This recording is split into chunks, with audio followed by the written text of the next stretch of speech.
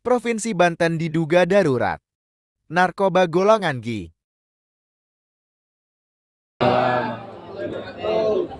Kemudian teman-teman, saya perkenalkan diri yang beberapa sih saya udah cukup dekat.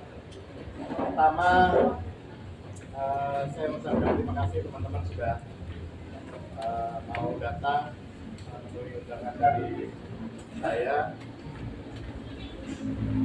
Udah lama saya udah tinggalkan Banten itu 2 tahun. Saya tinggalkan Banten, Polda Banten 2 tahun. Sebelumnya sekarang di Sulawesi. Teman-teman, saya tolong jangan direkam aja nih. Kalau usah direkam, cuma juga. Jadi saya minta persetujuan dari teman-teman karena dari beberapa teman-teman juga ada masukan kepada saya.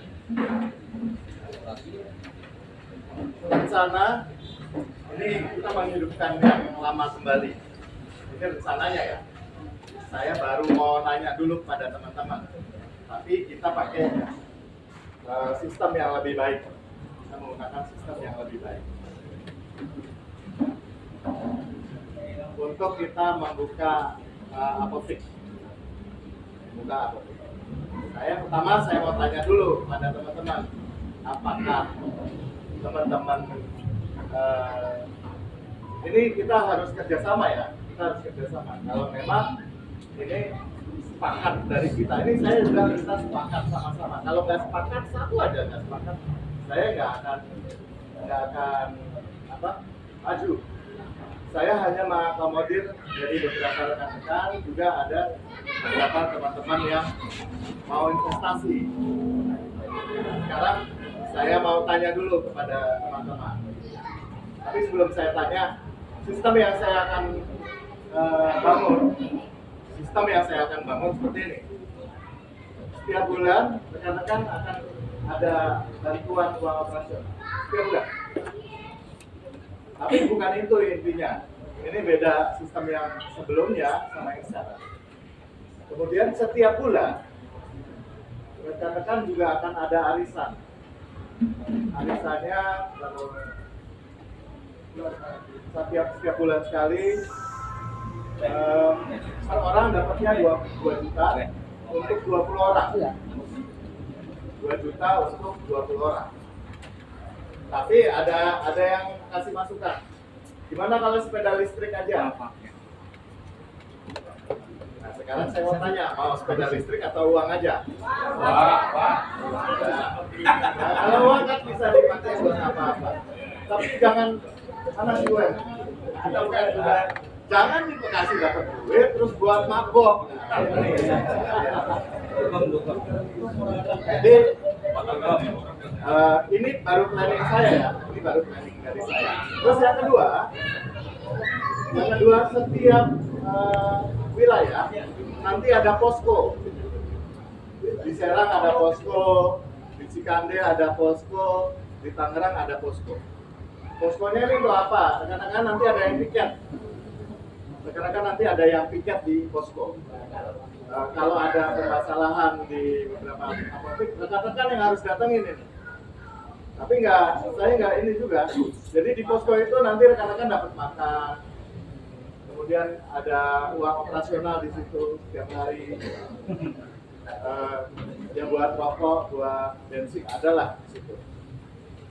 Kemudian kalau ada permasalahan di wilayahnya, saya minta rekan-rekan tanggung jawab. Saya minta rekan-rekan tanggung jawab untuk bisa mendatangi. Karena PR terbesarnya dari rekan-rekan sendiri nih. Dari rekan-rekan sendiri. Bukan mungkin yang nggak hadir gitu, mungkin yang tidak hadir. Tapi ada beberapa yang lain mungkin tidak setuju juga. Jadi untuk kembali yang kedua tadi, poin yang kedua, untuk arisan saya butuh nama-nama, ya nggak? Semakin banyak namanya, ya semakin lama lah urutannya. Jadi saya dulu begini, dulu cuma sedikit, dulu cuma ada 30 sampai akhirnya 50 orang. Saya sampaikan begini ke mereka. Ini saya sampaikan begini. Kalau rekan-rekan ember istilahnya pengen cari nama gitu, akhirnya nge-share ke teman yang lain, nge-share teman yang lain. Padahal nih, kuenya ini cuma segini nih. Kuenya cuma segini. Kalau dibagi sama teman-teman yang sudah ada sekarang ini gitu, ya bagiannya dapatnya lumayan. Semakin banyak ya kuenya kan nggak berkurang nih. Kuenya nggak bertambah juga kan gitu. Jadi rekan-rekan ya tolong di manage demikian rupa supaya rekan-rekan tidak, supaya orang lain yang tidak memperhatikan ini juga nggak tahu dan nggak perlu tahu sebenarnya. Dan tidak perlu tahu sebenarnya.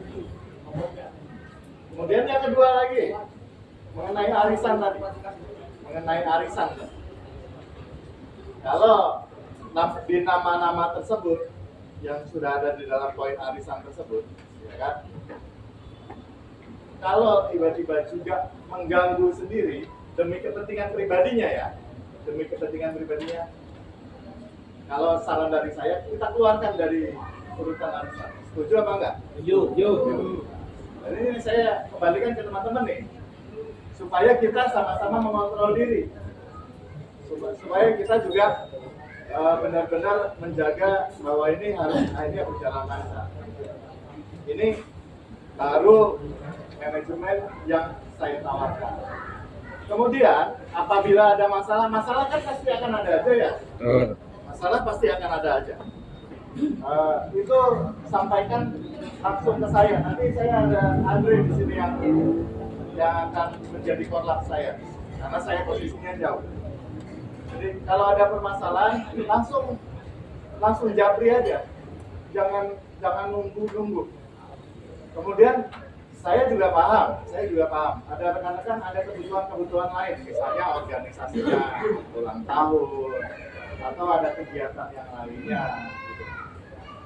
Boleh, tapi nggak langsung ke apoteknya gitu.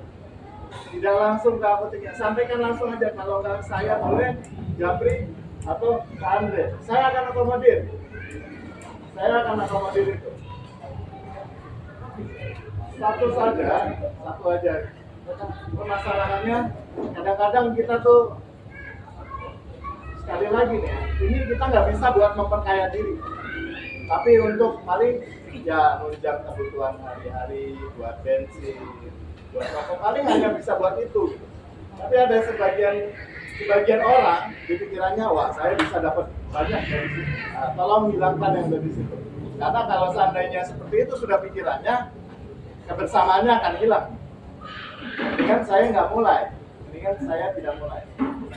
Jadi sebelum lebih lanjut ini kita berjalan, saya akan koordinasikan ke pihak-pihak yang akan terkait. Nah, sebelum itu saya minta masukan dari teman-teman.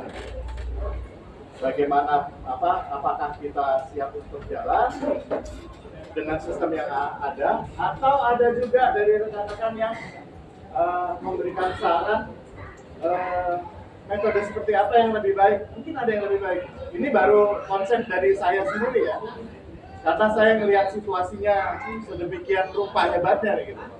Supaya saya kan harus mengakomodir juga dari rekan-rekan untuk saya bisa diperhatikan, kan begitu.